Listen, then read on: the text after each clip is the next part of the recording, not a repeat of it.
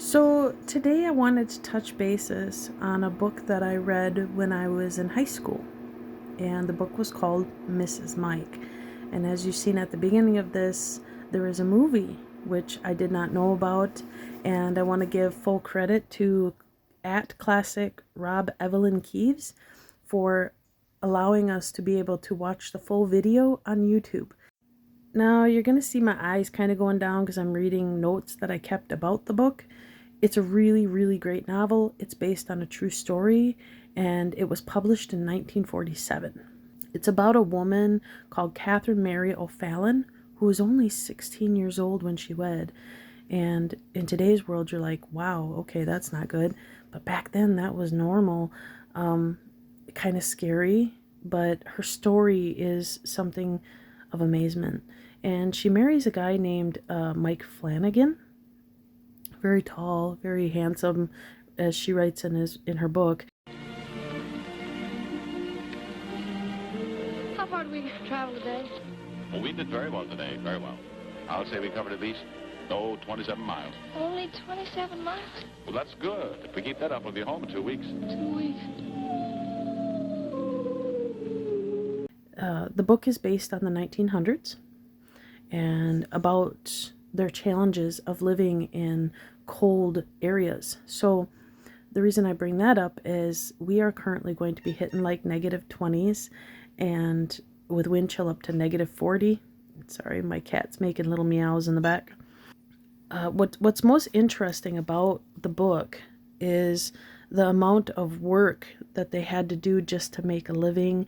She bears children at a very young age, and she takes all this on. They both have like a love for animals they take care of and watch over, which is part of like the Canadian mountaineer thing.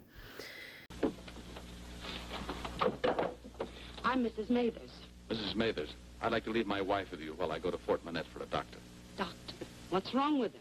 Nothing's wrong. She's going to have a baby. And you want a doctor for that? All right, Sergeant, you can leave her with me. Thank you. Kathy, dear, I'll get to Fort Manette tonight. We'll be back in the morning. Hurry, Mike, please. I will, darling, as fast as I can. Don't worry about her, Sergeant. I'll take care of her. Thank you.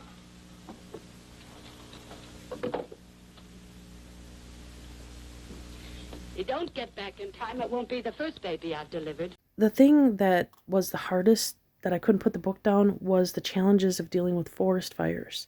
Pleurisy, which is a disease that they had to deal with back then. There was also issues with like Native Americans and Americans and Canadians all getting along and dealing with what's good for them and what's not good for them, and vaccines, and trying to keep everybody alive. Suddenly, Mary O'Roon was almost 2 years old and Fort Manette already 25. To celebrate the latter event, I was to make a speech. Ladies and gentlemen, it is scarcely a year and a half since my family and I arrived at Fort Manette. So the book is one that we were told we had to read when we were in high school, and I liked it. It gives basically the challenges of life that you go through in them times.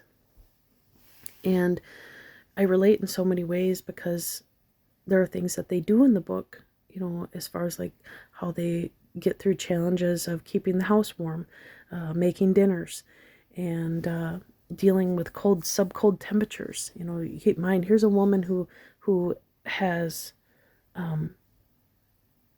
I do believe, weak lungs or a weak heart, if I remember right, in reading the beginning of the book. And she lives in Boston. She's a townie. And to go from town, being pampered, to this dark, harsh life of the Canadian mountains. Go ahead. There's nothing you can do here anymore.